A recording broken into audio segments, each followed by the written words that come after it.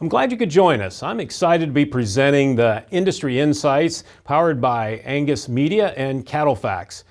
You know, we got into this insights survey a couple years ago and it's really full of great information.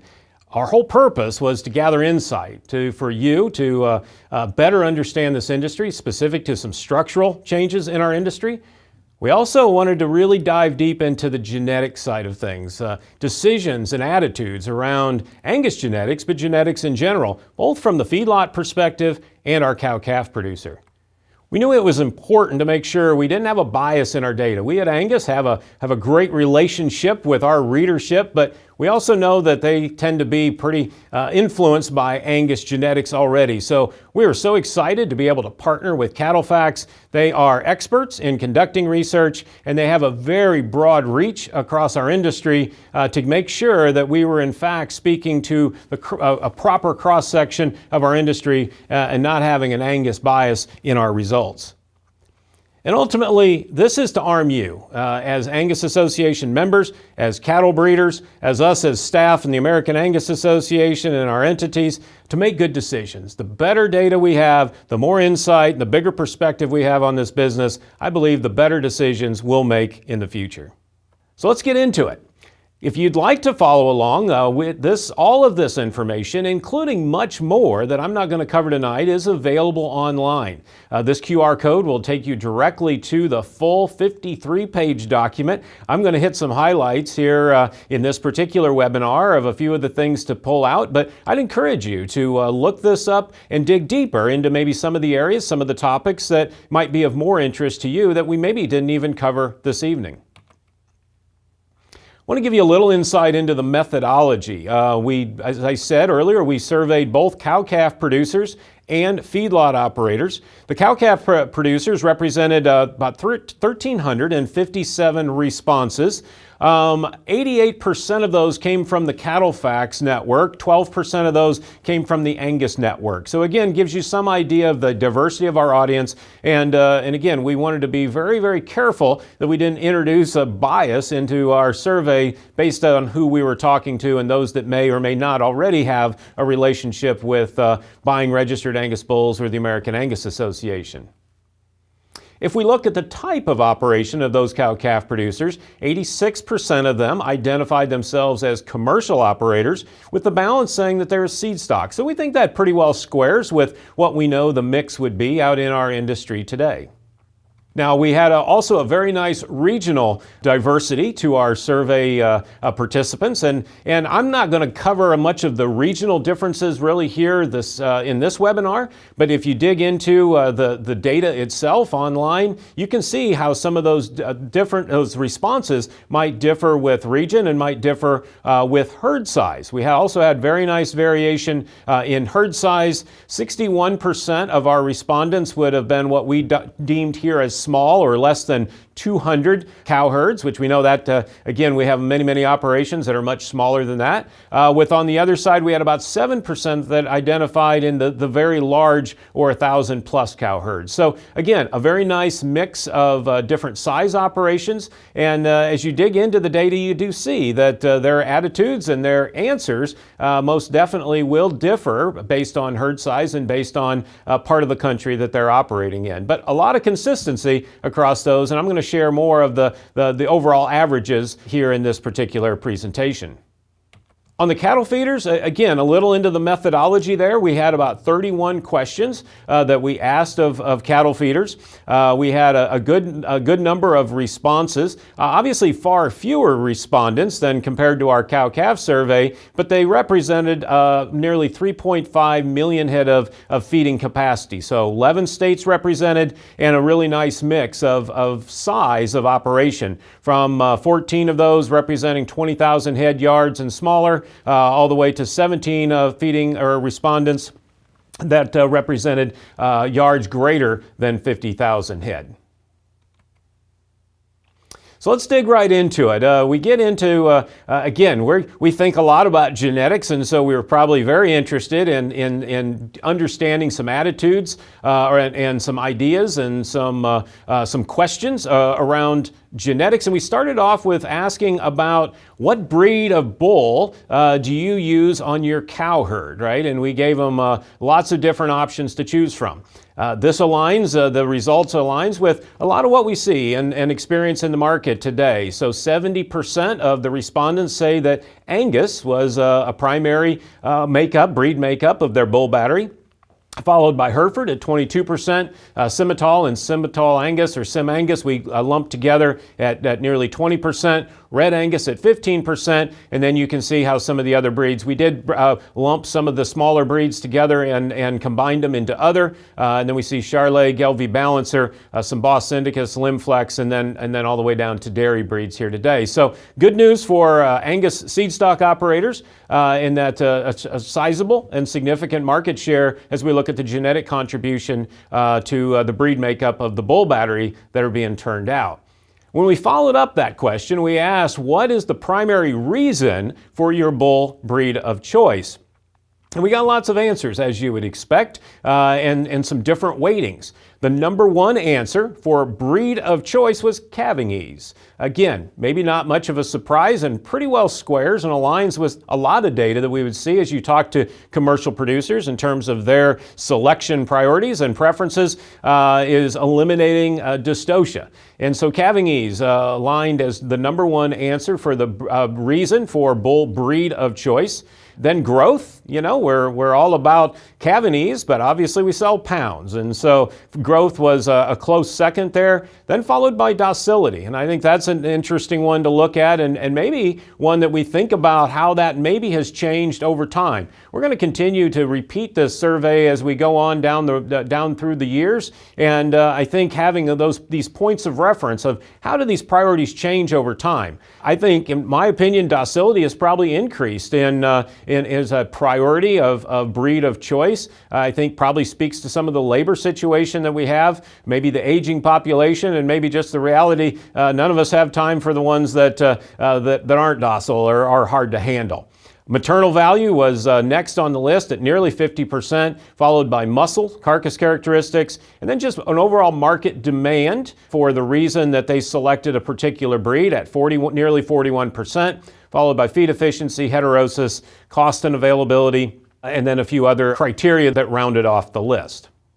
We asked a little bit more around what do you pay for bulls, and this was very specific to the year 2022. The average price that was reported in this particular survey was $4,467. And you see a nice bell-shaped curve, as we all would probably understand and anticipate. We see nearly 50% that kind of sit in that $2,500 to $4,500 range. And then we see the tails, right? We see the higher investment in genetics as you work your way up the right side of that graph.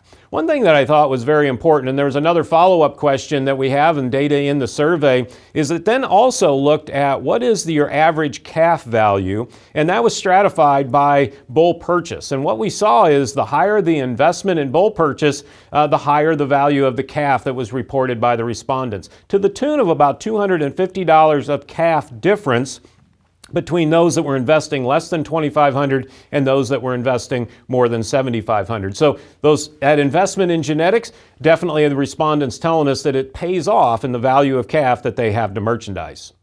When we get into, more specifically, beyond just some of these bigger characteristics, we offered up what are some of the other things that are really driving, beyond breed of choice, your actual bull buying decision. We saw 56% of our cow-calf respondents said it was EPDs, and it was the profit indexes that are available on those bulls. I have no doubt that number has continued to grow over the years as commercial producers have come to rely and become far more confident in that data that's available. It's followed by a pretty sizable drop down to nearly 18% say it's about visual appeal is one of the biggest things that they look at, followed by actual data, and then price, which again, I think we all understand price is somewhat of a threshold, right? It doesn't have to fit within your budget. So we would always say price is maybe a bigger factor than 7.6%. But maybe within their budget and within the budget constraints that they go into the bullpen with, they would say these other factors are more important. Then, of course, bull supplier advice. And, you know, in that one, I would editorialize a little. I tend to believe that one is probably a little higher maybe than what is reflected in this data. We know that commercial producers largely rely on their seed stock providers for advice and direction. So I shouldn't argue with the data, but I think that's one that maybe suggests and is tied to all of the education that we see seed stock providers providing and service providing to their commercial customers. You know, at the American Angus Association, one of the most valuable things that we produce and provide for our members is that registration certificate and that paper that goes with these registered bulls around that documents their pedigree and that data. So it's awfully important to us when we want to understand how important to the commercial producer is it that those bulls be registered. What we heard was 50% of them said it is extremely important. Another third said it's somewhat important, but we had 20% that says, you know, that's really not important to me, whether they're registered or not registered. Maybe they're looking at other things, other data that's provided on non-registered bulls.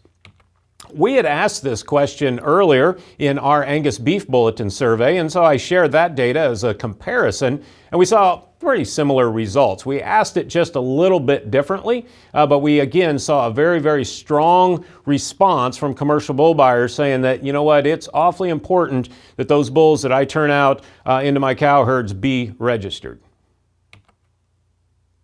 Let's switch gears and we'll move over to the cow-calf side of things and to the female side of things as we ask those cow-calf producers about their cow herd specifically. Again, we asked them the question, what breed or breeds compose the primary genetics of their cow herd? What they told us, it was nearly 82% of the respondents said that Angus was a component of their cow herd. Followed by, again, 26% to Hereford, 19% Red Angus, 15% Simmental, and then you can see the other breeds as they played out in this particular question. So again, a very, very high dominance of Angus genetics. We saw earlier nearly 70% of the bull battery. This data says that 82% of our cow herds have Angus as a primary breed. So we know, again, the percentage of our Angus in our feeder cattle and this beef industry is extremely high and definitely growing. As we dig a little deeper with our cow-calf audience and beyond breed, we asked very specifically to rank traits of importance, and traits of importance as it relates to the things that they are going to prioritize over the next 3 years. The number one answer, and again, no surprise, was fertility, right? And so we asked them to give us at least 3 answers in order of priority. So this data is displayed just a little bit different. The number one frequency answer was fertility, over 14,000 respondents, right? Which, again, aligns and makes perfect sense. We understand that the number one goal is we got to get her bred first, right? And so that ties into fertility. So we're going to dig into this whole area just a little bit more when we look at why cows are leaving the herd. But obviously resounding fertility, then to calving, which again, that aligns, if you remember that answer that we saw back on the primary criteria for the bull or breed of choice, aligns with calving ease. Here comes disposition again. Mothering ability. I think it's, to me, a little surprising that disposition ranks that much higher than even when you think about mothering ability, growth, feet and structure, mature size, all of these other traits. Again, does that speak to the labor situation? Does that speak to the aging producer? Does that speak to the fact that we understand that genetically we can make these cattle more gentle through selecting for disposition? I think all of those things maybe come together as what we see here. Again, you work down into other traits of importance. These are things that folks identified as one of their top 2 or 3. So even though they're a little bit further down the line, we see things like quality grade, feed conversion, udder quality, appropriate milk, fleshing ability, environmental adaptability, muscling, and red meat yield. We asked, what is the number one reason that cows leave your herd? And here again, I don't know this is going to be any surprise. We heard very resoundingly, half said the number one reason is those cows come in open at preg check, right? And so they need to go to town. We understand that. I think it's interesting, and probably, again, this is sometimes with survey data, it's a little, you'd like to dig into that question a whole lot more, right? We'd like to understand more, what does that mean? What's contributing to that open at preg rate? Some of these criteria are probably tied together, right? Age, 30% of the respondents said age was the number one reason that cows leave their herd. 8% said that, they're just not performing, not bringing in enough calf at weaning time. Here again, disposition, they maybe sell at fixed age. Feet and legs, while only registered at 2.5%, does that tie up to the fact that, a cow didn't have a good set of feet on her, she was having some trouble staying in good body condition, she came up open, right? So are these things potentially related and correlated? Most definitely. It's survey data, but I think it gives us a pretty good sense of maybe what we already know, but maybe affirms the reason cows are leaving the herd. We also asked them, what's your typical culling rate? And they told us that was 10%. So about a 10% turnover of their cow herd every year under normal situations. Obviously, we see that vary with drought, and we see some regional differences there a bit as well. One of the questions I was maybe most interested in hearing the answer to was this question that we posed to our cow-calf audience that said, have we made genetic improvement in the last 5 to 10 years? Right? And we gave them some different areas to respond to: carcass traits, growth traits, calving, maternal traits, structure and function. And they were able to answer that, yes, we've improved in that particular area. We've stayed about the same. Or, we've gone backwards. We've declined in those areas.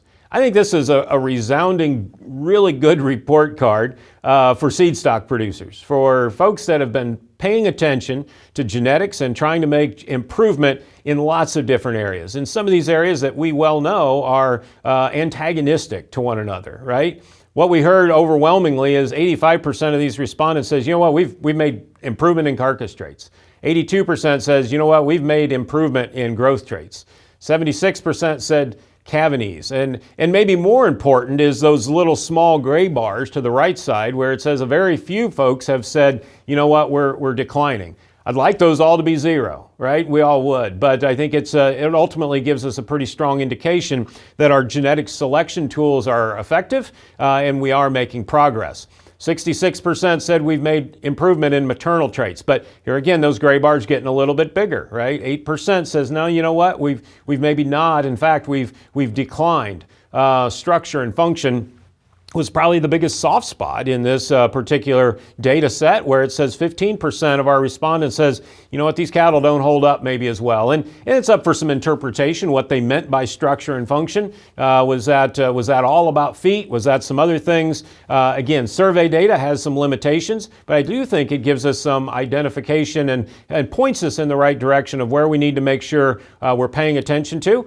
From an Angus standpoint, obviously this is an area we put a lot of emphasis on with things like foot scores, and EPDs for claw and for angle. Really wanted to get into the minds and the intentions of the cow-calf producers. What are you going to do in terms of herd rebuilding? Obviously, we see and talk a lot about herd rebuilding. We know we've been under a long-term liquidation. This was compared to 2022. So some of this has a few months age on it here as we think about when that respondent was answering this question. And obviously, we all know that a lot of times herd size expansion has a lot to do with whether the weather cooperates. But what we heard was a big chunk said that, we're going to be increasing. 22% said we plan to increase the herd size by over 20%. We had another 20% that said that they're going to be in that, somewhere between 0 and 20%. So that's you add those together, 42% of our cow herd said that they have intentions to expand. On the other side, we saw a few that said we're going to get a little smaller, and then 2.1% said, we're getting ready to sell out, we're getting ready to liquidate. We dug a little deeper into that and said, what are the main reasons for your change in herd size, one way or the other? Well, again, the first big bar there is it for those in the middle that said we're not changing, that this question isn't applicable. But after you move past that, 18% said, there's an opportunity to expand, right? So whether that means access to grass, if that means opportunity, if they interpreted that as, a financial opportunity. We see some pretty good margins coming. We see this thing being pretty good for a long time, and we want to make sure we're in position to take advantage of that really good market. Weather, again, some of this data you can interpret a couple different ways. They said that that's the reason for their change. They may be in a drought and anticipating they're staying there. That's why they're going to liquidate. Or maybe they finally see what I think probably more of the respondents is we're hopeful we're coming out of a drought situation, and Mother Nature again will cooperate with their plans to expand. The economic outlook, again, that ties to that kind of that supply demand and where we are in the cattle cycle and where we are with some pretty strong outlooks for margin for the cow-calf operator moving forward. The age of operator, I think that tends to be more on the why they might be getting smaller and scaling back. Then we get into some finances, lack of profitability, which again probably tend to work more towards more reasons around liquidation than necessarily rebuilding. When we talk about challenges, right, and there was a number of them identified in that last data set, but we wanted to dig in just a little bit deeper, and we asked them very specifically to rate the following options as challenges to their operations future. Again, these are cow-calf producers. 58% said input costs, right? Major concern. I probably am a little surprised that only 7.3% said input costs were not a concern. I'm not sure necessarily who those folks are, or if they have just accepted that things are going to get more expensive and they've kind of checked out on that one. I don't know. Government regulation, 48% said, you know what, that's a major concern. My ability to operate, and I think we all understand the challenges that come with regulation and over-regulation. General profitability, weather, natural disaster, land availability, and then labor, and I think labor is one of those things we talk an awful lot about. It's going to continue to creep up. I think based on everyone I talk to, that this isn't getting better, but in fact, it's going to become more of a challenge to our operations future. So again, speaks to the value of these foundational traits or convenience traits. Anything that introduces problems or challenges or complexity is not something that the producer's probably going to be very interested in down the road unless there's a very significant return on those that investment or those hassles. Someone to take over. Limited personal time, market access, access to credit, all things that hit the radar, and for some, very much a major concern, but for others, not maybe quite as significant as they look at some of the items above. We got in a little bit. One of the areas that we've had a lot of discussion with here at the Angus Association is around the potential for working with commercial operators and getting some of that data collected. And so we wanted to tease some of this out and try to understand, first off, do you keep individual cow records, right? A lot of commercial folks simply don't keep individual records, and there may have been some different interpretations of this question. Do they mean that they tag them and they find out if she knows that she has a calf every year, or is this something far more extensive as maybe we think about on the seed stock side? We're not exactly sure, but 77% of them said, you know what, I do keep some sort of individual cow records, but 25% or 23% in fact said that, you know what, we don't. We manage them as a unit, we manage them as a group, and we don't try to sort out individual information. We dug a little deeper and asked, do you get feedlot information back on your calves? 68% of them said they don't, right? They don't hear anything back. And a bigger number, 75%, said they don't get carcass information. So not only they don't hear how those cattle fed, how the health on those cattle, how the conversion and gain, but even fewer are getting any sort of feedback on how those cattle might have hung up on the rail. Now, there are those that are, right? A third or a quarter based on the question. And when you dig into this herd size differences and the regional differences, this is where this really plays out, and we can see some of that as you look at the data. Obviously, the larger herds have the ability probably to retain ownership or maybe be a part of some sort of an alliance where they're working direct with the feed yard, and that feedback loop is a little more connected than when we get down to some of our folks on the smaller side. That was also regionally. I think those folks that are more located out in the Midwest, out in the plains, out more near the feeding industry, those connections seem to be a little bit better than, in contrast, maybe our Southeast producers, that there may be a bigger disconnect, and that ability to get that information becomes even harder and more limited. We have a lot of interest in how are cow-calf producers selling their calves, and they could pick multiple, right? And what we saw is 55% said, I'm going through the auction market.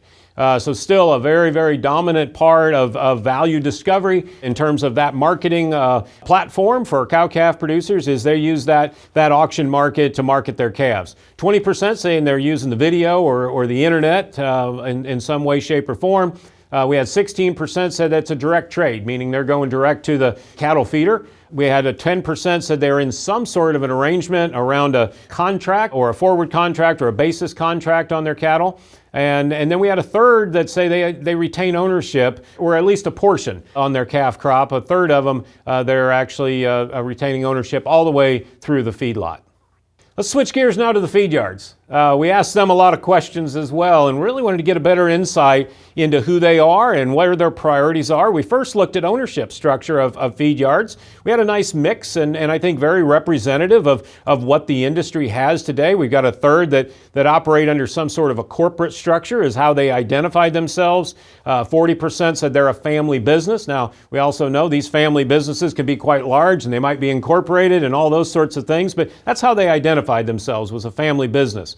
We had 4%, a single owner, a little over 10% said some identified as some sort of a partnership, and then another 10% that were some combination of things maybe that we didn't offer them as a choice.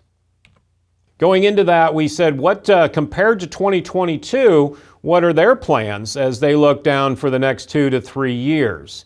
And a vast majority said they're good where they're at. They're going to basically stay the same as it relates to capacity. We saw 24%, the next largest response, said they're going to increase in 5 to 24%. We saw, a handful of these yards that had some pretty big plans for getting bigger. 4.8% and 2.4% respectively say they're going to really get a lot bigger than they are today. And then on the flip side of that, we have some folks that look like they're going to get smaller or even potentially sell out. I think this speaks to the consolidation in the feeding industry. We continue to see some of the large-scale feeders get bigger, right, and maximize and really leverage the economies of scale that come with some of these large yards getting to the size they are. So I think this is not surprising. And probably, again, squares with what we see and hear in the business every day. We asked them about their greatest challenges, right? And I want to spend a little time on this, which there's quite a bit of stuff here up on the screen for you to process. But we broke this and displayed this data maybe just a little bit differently. And we asked them basically on a scale of 1 to 5, with 1 saying that this is really not a concern at all, 5 being an extreme concern. We want them to look at all these different factors, right? And again, you can dig into this and probably find some differences based on size, based on geography. We've got them ranked here as the biggest level of concerns as we add level 4 and level 5 together, right? So what you end up with is about 67% say input costs is the greatest challenge to their operations future. And everyone, again, that's the same answer we saw over on the cow-calf side. So not surprised to probably anyone as we understand cost inflation across our business. Labor's number 2. And we've got the red box there on the 21.4%.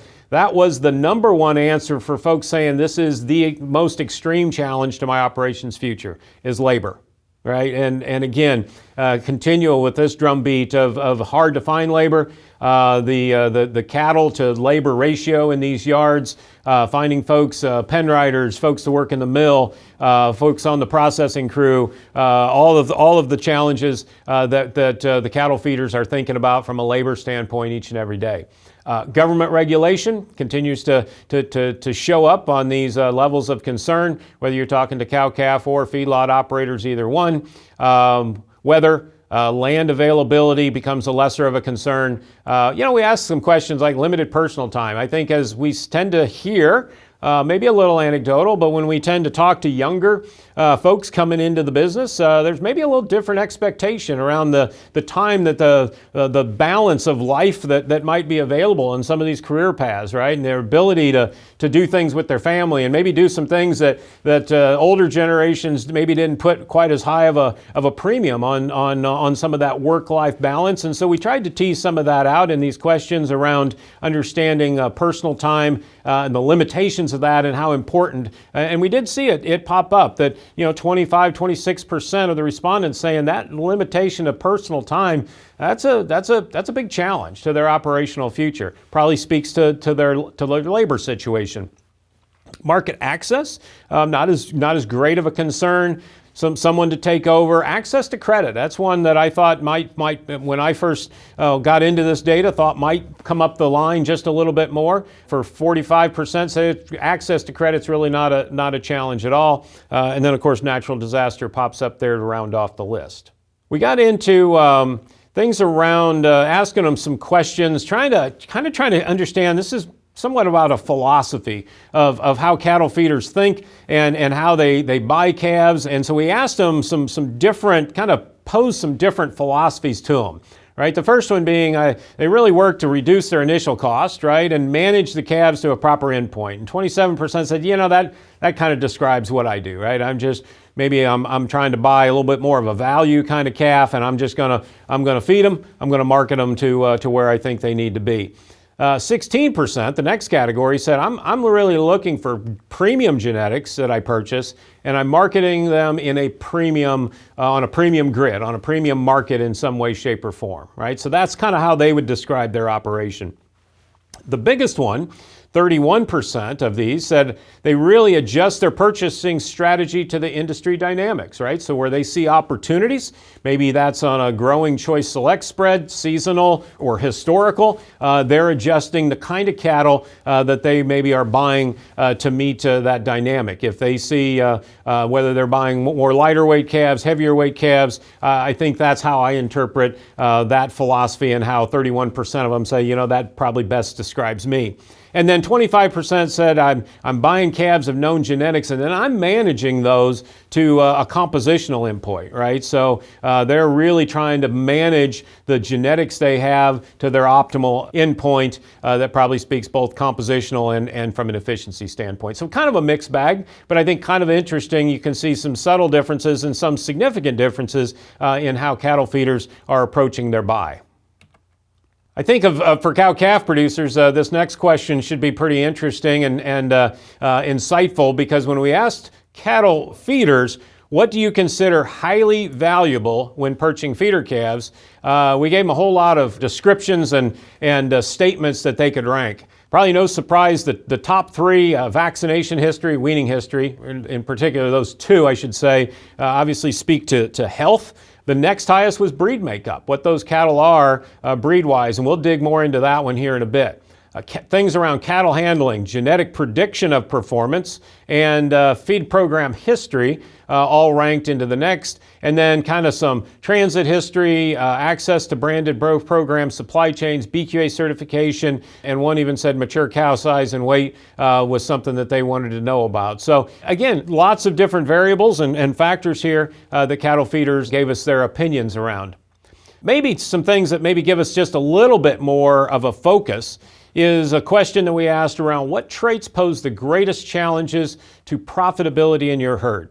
And health was number one. And there again, I'm not sure that that's probably a real surprise. For as much work as we've done as an industry to continue to improve our vaccination programs, our protocols around weaning and low stress management, they would still tell you that health is the number one thing that they have to feel like if we can get better, they can be more successful, they can be more profitable.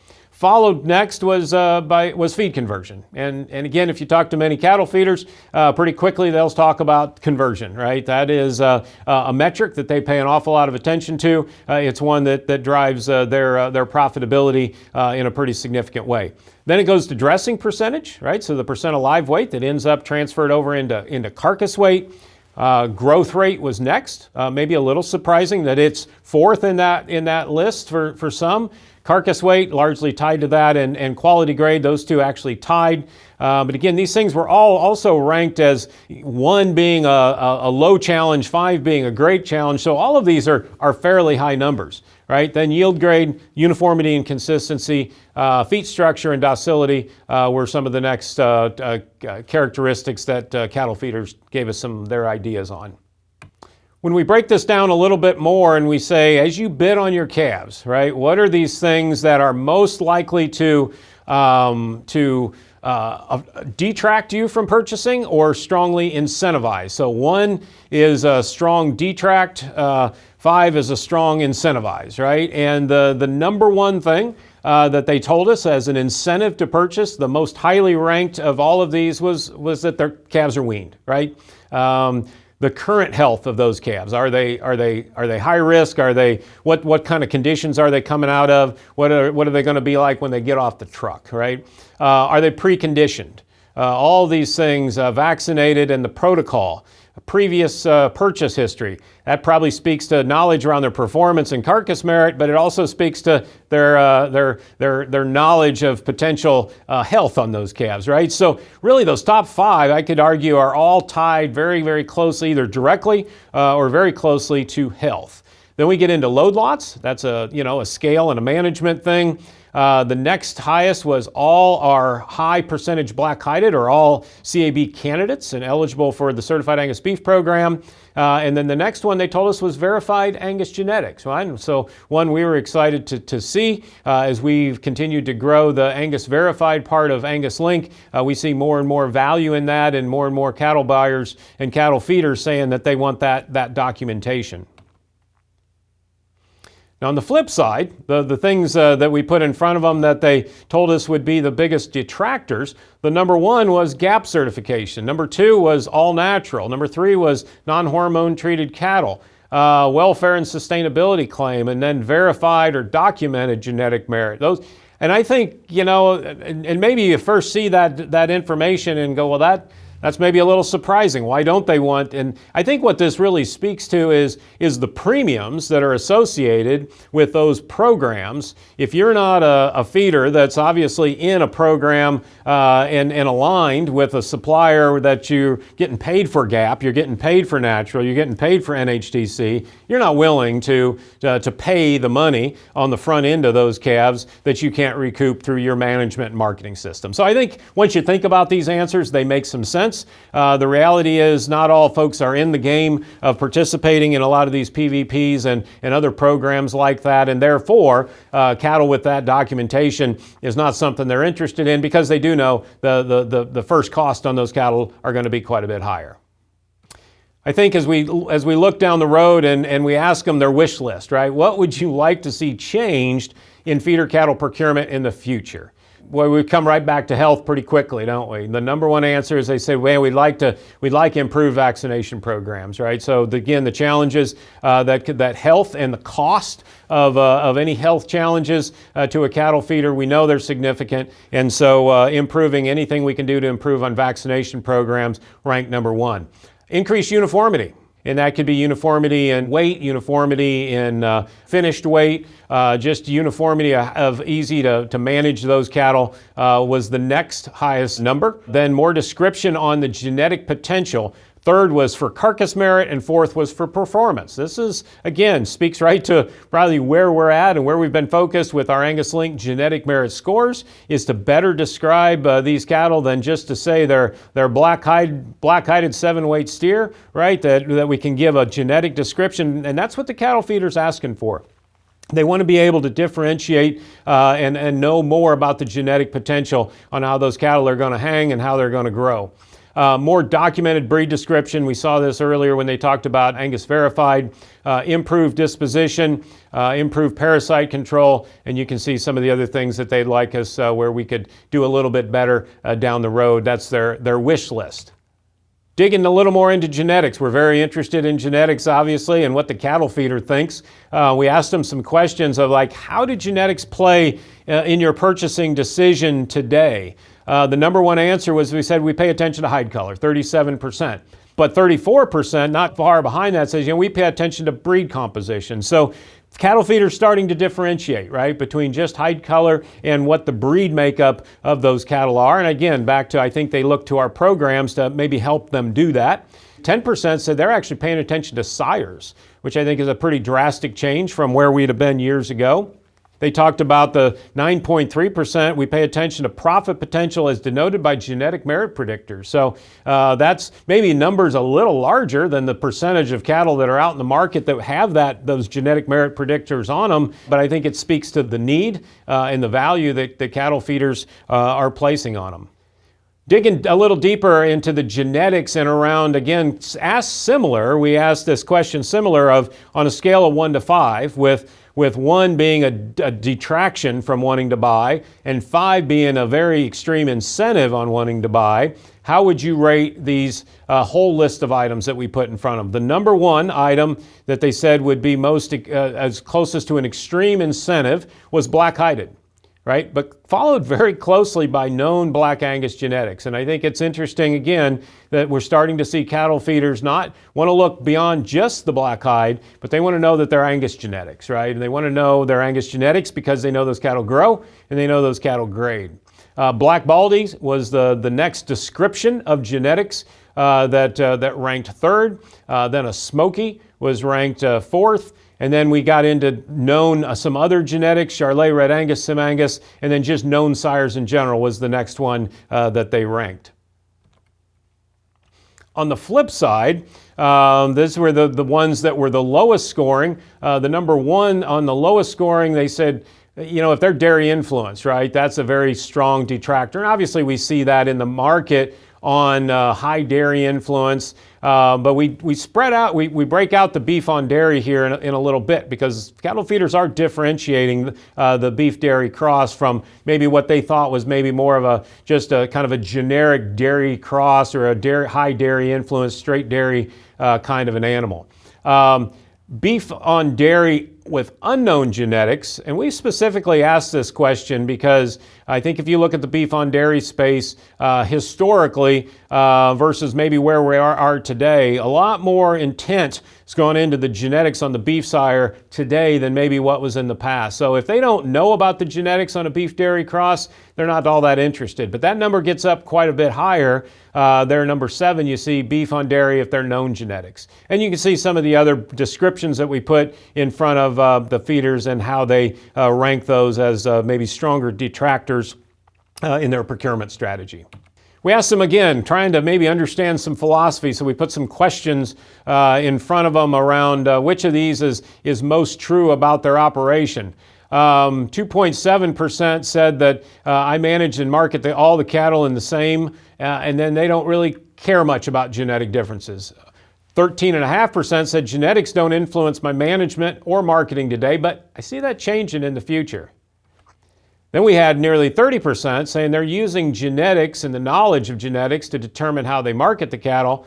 And then we got nearly over half of the cattle saying I'm managing and marketing cattle differently based on their genetic potential. So again, you see some variation of philosophy, how cattle feeders are thinking about genetics. We definitely have seen that change over time, most definitely. Maybe asking them on some, how are these, again, some more statements around how are these statements true in your operation. 24% said genetics influence my purchase decisions the same as they did 5 years ago, and I don't see that changing. Now, maybe the caveat there is maybe they've been really paying attention to genetics for a long time. We're not quite sure how to necessarily interpret that.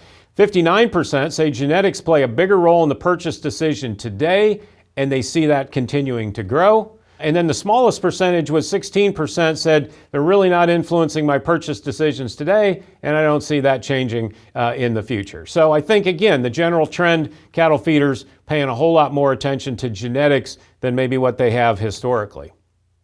We asked a question about BQA certification. Of course, this is something that I know is an industry effort to get more and more of our industry and more of our producers in through the BQA certified program. 98% said they were beef quality assurance certified, with a small percentage that were not. And then we got back into some health issues, and we really wanted to kind of see maybe some trends. And so we asked this question this way. We said, are these particular health issues, as we listed them, are they increasing, are they decreasing, or are they staying about the same, right? So this is kind of trying to gauge the prevalence and where we're trending, okay? And I think this is some really important data. I think it's important to us from a genetic standpoint. I think it's important to us from an industry-focused standpoint. Bovine respiratory disease. 72% said we're increasing.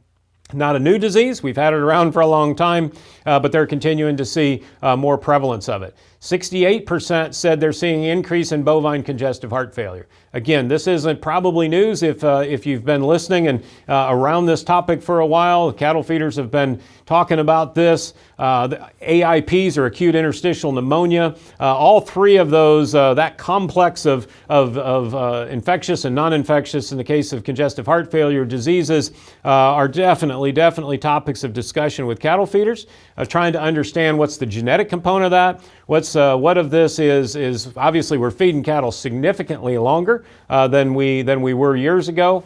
So trying to really understand this, I think, is awfully important for our industry. From a genetic standpoint, from an Angus standpoint, of course, we've put a lot of research into congestive heart failure in our Heart Health Initiative and research projects that we've got ongoing. If you'd like to learn more about that, I think we've even had some webinars, and we've got a lot of information out in our different publications and website where we can share more information on that. That's a very important topic. Liver abscesses is one that we see some folks saying it's about, many saying it's about the same, but few saying we're increasing. BVD, lameness, then we go down to injury. We still have some issues with pregnancies in feed yards. Some would say it's continuing to increase. Acidosis issues and even liver flukes. So lots of room as we look at all of these things. Again, this is survey data, right? And so, but this is top of mind for a cattle feeder. I don't know that they went to their records and pulled all of these and ranked these traits in order of what their data suggests or what they intuitively probably know based on what they're dealing with. We asked them again on genetics around, do you pay a premium for potential CAB qualifying cattle? We saw 68% of them say that they do. And then we asked, do you expect that to increase, decrease, or stay about the same? We saw 42% told us that they thought that's going to stay about the same. The similar number, 42% said they're going to see that increase, and a small percentage, 9.7%, said that's going to go the other way. And then we dug a little deeper into this beef on dairy space. It's obviously been a huge topic for our industry, and so we just simply asked, do you feed beef on dairy calves? We're about a 50-50 split. We asked them, if you don't, do you plan to? And a few of them said that they're going to, but the vast majority that aren't probably planning on switching over to them. And then we asked, if they are, do you anticipate feeding more? And there again, we have about a 50-50 split based on those that are feeding today, how many more that they think that are going to, about half of them think that they're going to continue to grow. That has somewhat to do probably with the finite supply of these beef on dairy calves that are going to be available. We got into the genetics a little bit on this, and we asked them specifically, again, from a cattle feeder on a Holstein female, which breed do you perceive to be the best? Black Angus scored very nicely in this as the highest ranked in terms of the one that they thought was the best, followed by Sim Angus, then Red Angus, then Charolais, Simmental, Limousin, and Gelbvieh. This is on a Holstein female. When we asked them about a Jersey female, got a little different ranking and a little different scores, but Black Angus again came out on top, followed by Sim Angus, Red Angus, Charolais, Limousin, Simmental, and then Gelbvieh. And again, this kind of aligns with the market share we've seen on the beef semen sales into these dairy programs producing these beef on dairy calves. Back to the cow-calf intentions. This is kind of, as we wrap up, kind of looking at what's the plan as we move forward, right? And so we asked them, and there's more of this data in this report is chock full of data. I encourage you to go look it up, and I tried to hit some of the highlights here, but there's an awful lot of information in there. But we did try to get into, what is does your farm or ranch have a succession plan, right? 64% said no, we don't have a succession plan, and that obviously that's an area that from just as you're thinking forward and making sure the tax ramifications and implications, always things that are probably pretty good practice that probably a big chunk of our cow-calf producers maybe need to put a little more time and attention to. We asked within how many years do you expect your farm or ranch will change ownership? And now we got kind of a mixed bag, right? We've got only a small percent, 8.5% said in the next 5 years, 22% said 5 to 9 years, and then we get here 69% said 10 years or more. So again, we know there's going to be ultimately some transition of these ranching operations, and it gives us just a little bit of glimpse of what that looks like and what the runway is here in terms of timing. When we asked them who's going to take the reins, 74% said family members, right? And I think that's exciting and encouraging that they've got family members that are ready to take over the operation. I think that's such a tradition within our industry, and I think very, very encouraging to see. 10% said, you know what, highest bidder, as we put this land maybe up for sale, maybe some individuals not in the family, and some just say, you know what, we're not planning on a transition. We asked similar questions with Feedlot. Obviously different ownership structure, but we said, how many years will you see your yard change in ownership? Again, kind of a little bit of a spectrum here. 21% said really it's not applicable, probably speaks to those that are in a corporate structure. But then we see that, again, there's going to be a pretty sizable number that anticipate a change in ownership in the next 5 to 10 years. And so that's going to be, again, these things all have ramifications to our industry as we look down the road. We asked them if they have a written succession plan. 40% roughly said they do, 54% said they don't, and 7% were honest and said, you know what, I'm not sure if we do. So here again, my statements around what I said around the cow-calf producer, just probably interesting as we think about some of these best practices out there. And folks, with that kind of brings us to, again, that was a lot. I know there's a lot of data, and I can tell you this report, and if you go online, you scan that QR code there, it'll take you, there's a lot of information there. But I truly believe that, the more information we have, the better insight that we have in our operations, and ultimately the better decisions we can make. So it's been a pleasure to present some of this and share some of this with you, and I hope it's valuable to you. I hope it's important to you, and you can find some value as you make decisions in your operations. Thank you. Well, thank you, Mark, for certainly putting together a very thorough presentation. We have Mark live with us this evening to answer your questions. He's already been chatting away in our chat feature, but we did save a few back that we wanted Mark to answer in person for us. And we also had some people submit questions ahead of time, so we'll sprinkle those in as well. But if you missed that QR code, don't worry, we'll send that to you in an email afterwards, because as Mark said, there is a lot to unpack that you didn't even touch, Mark, right? No, and that's if someone that's just got done listening to me talk for 50 minutes of data thinks there's more, but there's a lot more. There's a lot of the demographics. You start breaking it down by region, by size of operation. You can go down and drill down even deeper. So I definitely encourage folks to go look it up. Yeah, absolutely. But let's get into the questions. I think that's a lot of what people were excited to get to see and hear your perspective on some of their questions.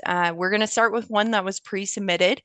They said, when it comes to breed makeup in a herd, with Angus being roughly 80%, do you think we've reached a market cap, or is there room to continue to grow that number?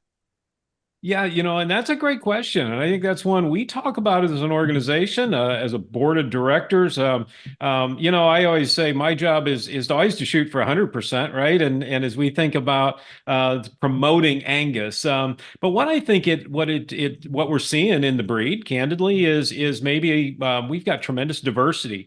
And as I always kind of think about it, if we're being asked to present and the breed produce 80% or 90% of the genetic makeup of the beef industry, well, then the breed needs to be able to bring all of those different attributes to the table, meaning those attributes that make a strong, profitable cow herd, and those attributes that make a profitable feeder steer and product that meets consumer demand, right? So, if you will, maternal and terminal traits, and I think we're seeing that in our breed right now. I think we've been able to grow market share because Angus has been able to balance that and to be able to bring all of those ingredients to successful beef operations. So, I'm competitive. competitive, and I always want to grow market share on behalf of our breeders and members, and I think there's opportunity to do that, but we're going to need to do it as we think about it from a system standpoint and a correct use of genetics and the genetic tools to make that as profitable as possible. You segued just perfectly into this next question, Mark. Uh, as we're talking about that toolbox that's provided when it comes to the EPDs that the association provides, is that the best way to foresee and track what a cow or bull's potential is in your herd, or one you're looking at maybe putting into your herd? Yeah, and maybe I interpret that question maybe a couple different ways. One, I think EPDs I think they are an incredibly powerful tool as a selection tool, right? Which is what they are designed to be. I know, and I just wrote a column on this a couple months ago talking about, EPDs have become a very strong marketing currency, right? So if we follow in the registered business, we see those EPDs and those indexes have a tremendous amount of value, which is not a bad thing, right? But ultimately, EPDs are built to be selection tools, right? And to be able to compare animals and create genetic change and move a herd in a direction that you want to go in a particular trait or a complex of traits, right? So I maybe interpret if that's the meaning of the question. I kind of went another way a little bit as I was hearing that question and reading it in the box, in that it's also, is it a precursor, or is it a way to? I think when we look at genetic trend, we look at genetic trend in the breed for things like growth traits or carcass traits in particular. Does that give us a little bit of an idea? I mean, I always kind of think that the industry is going to operate, the full industry is going to operate on a little bit of a lag to where the genetic trend is at, right? So all indications say that the genetic trend has been around more growth, more carcass merit. And will we see that manifest in the bigger beef industry as those genetics get distributed and get implemented, and we continue to stack genetics upon genetics? I think about going through the herd rebuilding that we saw this in 2014 and 15 when there was when drought created an opportunity and forced a significant liquidation.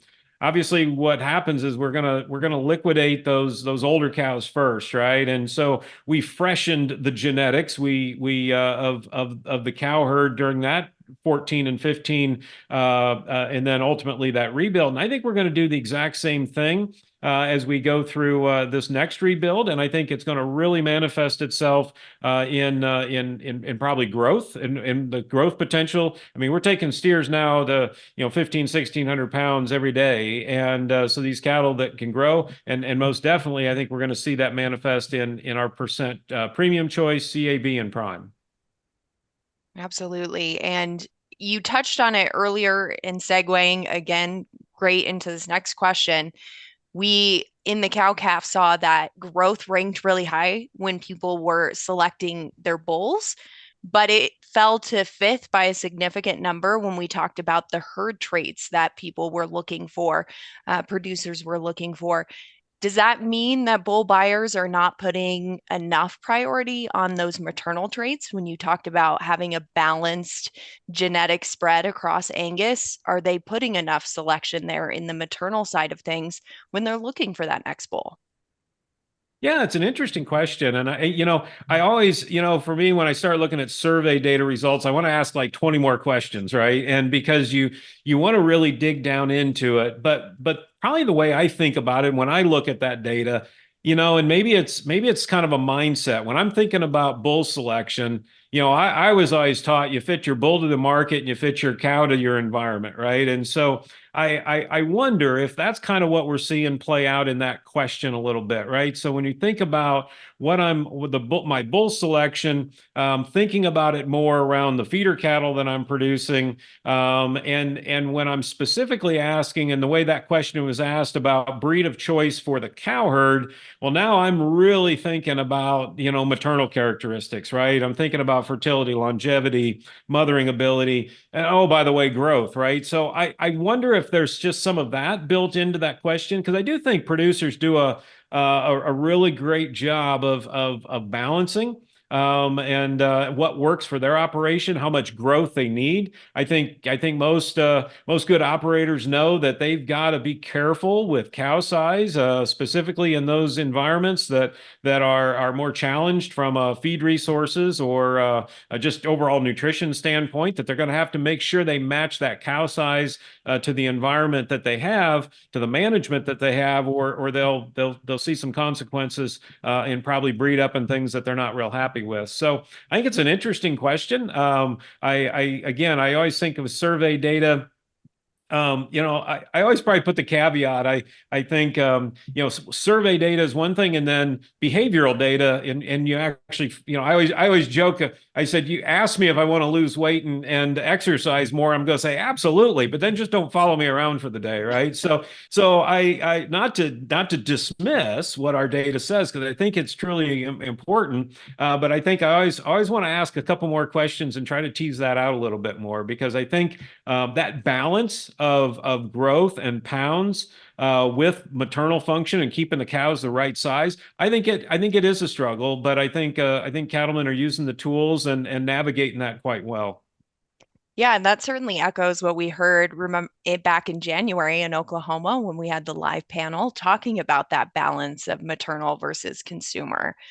So that's also available on YouTube if people want to check that out and dig a little deeper It's a into great that program. topic. Yeah. It was. We had some good perspective from across the country, which allowed, as you said, talking about that different environment for a different cow.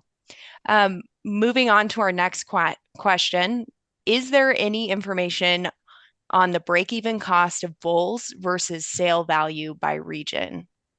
Yeah, that's a great question, man. That's data I really do wish we had, and the answer, unfortunately, is we didn't get any cost or expenses accounting in this data. We did ask on kind of again what they were paying for bulls, but I think probably the root of that question might be, we all know what expenses are doing. So we always don't want to make sure we don't make assumptions that, these higher bull values, that they're necessarily more margin. But no, the short answer to that is we didn't, in this particular survey, we didn't get at some of that expense line side of the business. Certainly something we can keep in mind as we look at a possible second round of surveys. Yeah, absolutely. How is the association implementing what was seen in the survey results, particularly when it comes to a focus on health? Yeah, I think, and we've spent a lot of time when this data first it wasn't even, we were still polishing on it. The board got to really get kind of the first look at it. And I would tell you on a whole number of fronts, we're using this data to help make decisions and guide. And the question pointed out health, and I think that is specifically one of the areas most definitely.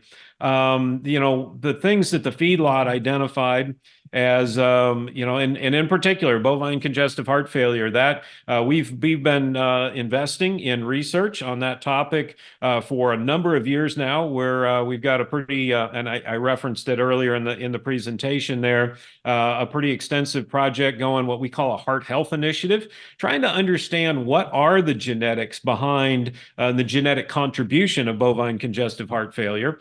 There's also some work that we have done in over the last 4, 5, 6 years, looking at immune response. And I wouldn't tell you today that there's a silver bullet or that we're real close to the answer. But I think it validated that this research that we are doing in areas that we are looking in are the right ones, right? And we need to continue to look and try to better understand. I sometimes talk about I feel like in the genetic selection world, we've picked a lot of the low-hanging fruit, a lot of the highly heritable traits, a lot of those traits that are more easily measured, like birth weights and weaning weights and marbling scores. We're working our way up the tree, if you will, to valuable fruit, but harder fruit to pick, meaning what is the genetic contribution to differences we see in health or bovine respiratory disease, or just immune response as a whole. So I think using this data to validate that we're on the right track, that we need to continue, that it is important. We need to continue to put resources behind the research as we can. We also know this is research that, when we're talking about getting data on birth weights, we look to our breeders for that, right? That's easy, not easy. That's data that is within their reach to collect. When we start looking at some of this other data, it's going to the only way that I believe we'll probably be able to get at some of this data to advance some of this research is through collaboration, working with all parts of the supply chain, whether that's working with more feedlots, more packing facilities, getting in those packing facilities, measuring liver scores, measuring lung scores, measuring heart scores. Those are things that we're doing today, and but it's going to take more partnership and more collaboration as we go down the road. And I think that was really, to me, one of the areas that I think was most that we maybe most used the data. I think also some things around, as we look at our indexes, and as we look at the weightings that are in the indexes and some of the assumptions around our breeding assumptions, we also go back to this data and say, do they square? Do they square the breeding assumptions, breeding objectives, rather, in our indexes? Do those align with what our survey respondents told us? So there would be a couple of examples of how we're using the data today to help guide and govern the direction of the association. Well, Mark, you are just right on the money, because our next webinar is actually focusing on that bovine health research in the heart area. We'll have AGI President Kelly Ritalik-Riley on. She's going to focus on that. So we've covered our past webinars, and now we're on to our future webinars. So you're just crushing it tonight. But we've also talked a lot about the producer side and the maternal, balancing the health. Let's segue a little bit into then moving into that second feedlot side. And how do we align those cow-calf operations and priorities to better meet the feedlot priorities that we're seeing in the survey? Yeah, that probably goes back to the balance topic we were talking about a little bit before. And I do think it's interesting and probably not surprising, but I think it's when you lay down those priorities side by side between what the feedlot says is important and what the cow-calf producers say is important, right? They don't perfectly line up, and that's probably not a surprise to anyone, right? So how do we make sure that we think about our genetic selections, how we think about this industry from a total system standpoint? And yet we got to also make sure that we don't lose sight of the profit drivers for the cow-calf producer. We've got to keep all of these things in line. We can't. It's why single trait selection can get us in trouble from time to time if we spend too much emphasis in one particular area and take our eye off the ball. So, I use the word balance a lot, and optimum, and I think those, sometimes those are easy words to say, but to actually pull that all together and stay disciplined to it as a cow-calf producer is not easy. And but I think, again, I go back to the strength of the Angus breed, the breed that has been known for forever of being a super strong maternal breed, and also a breed historically the butcher's breed, a breed that grades really well. We've put emphasis on calving with growth, so we've been able to show that when you use the tools that we're able to produce because of the dedicated data collection of our breeders, when we put those back in the hands of Angus breeders, they bend those antagonisms, and they find us some ways to make progress on many fronts at the same time. So balance to me is the answer to that. But it's and maybe as a little bit, I think there was very specifically, feed efficiency was one of those things that the cattle feeder will always tell you about the value of feed efficiency, and yet that's something that's I don't want to say impossible to measure at the cow-calf level, but we know it's very difficult. So I think that'll be an area I'd like to think that in the next 5 to 10 years we're going to learn more in that particular area about these cows that are more efficient than others, and maybe we can make some significant progress there as well. Yeah, and when you speak of that balance, it goes back to the history of Angus and that forethought of, hey, we've got these great producers, and let's spin up certified Angus beef and look at that other side and have a pipeline of what's going on that end of the industry. And that continues to be an area that Angus on the association side pulls from. And CAB is doing some things over there that are then bouncing back to the association and the breeders.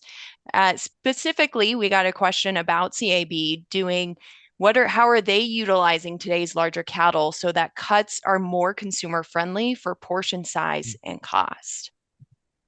Yeah, that's a great question. You know, in this carcass weight, I got to spend a couple decades at certified Angus beef, and I think one of the most common questions I would get asked when I was working with a food service operator were questions about carcass weight, right? Because of some of the challenges that bigger carcasses would introduce in terms of the size of specifically the rib. And I think it's always kind of funny. It's not all cuts that become problematic. In fact, the tenderloins on a big carcass have a better yield, and they actually prefer those. So we need to make the tenderloins bigger, and the ribs, we need to hold those.